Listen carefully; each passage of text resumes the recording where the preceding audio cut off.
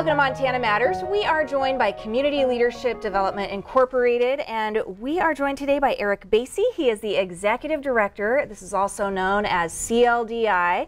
You guys have a lot of great programs in the community helping our area. We want to thank you for everything that you're doing. Great, thank you so much for having us. We're glad to be here. Of course. So what is the mission of your organization? Yeah, CLDI has been around for almost 40 years, and as a Christian community development organization, essentially our mission is we are seeking transformation through the gospel by rebuilding lives, restoring families, and re-neighboring communities. And so a lot of people are like, what does that actually mean? And so for us, what we talk about is we lean into the fabric of the community as neighbors and as friends.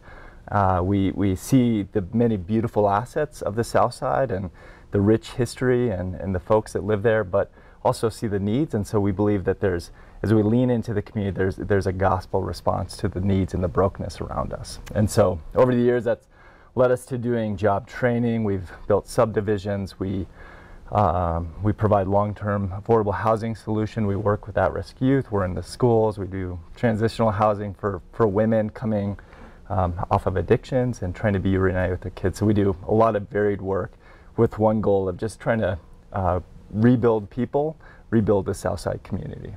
Okay, that's an amazing mission, rebuilding people, helping the Southside community. I know you have a project that you're working on that will transform the Southside a little bit. Tell us about that. Yeah, we are super excited about this.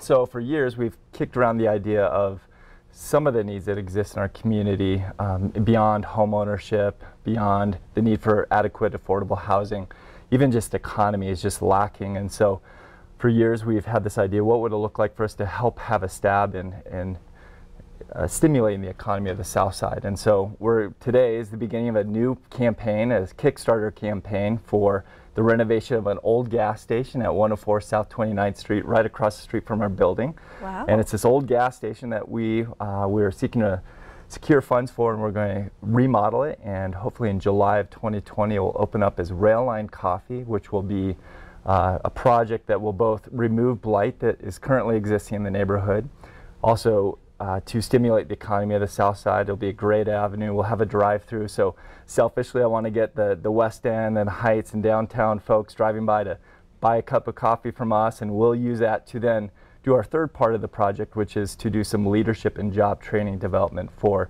the at-risk youth that we work with in the South Side, as well as women from the Hannah House. Wow, that is amazing, and something new that we'll have on the South Side. Like you said, it will be open to the public when it gets open, and that Kickstarter campaign just started fall, winter of 2019, and your goal is 2020?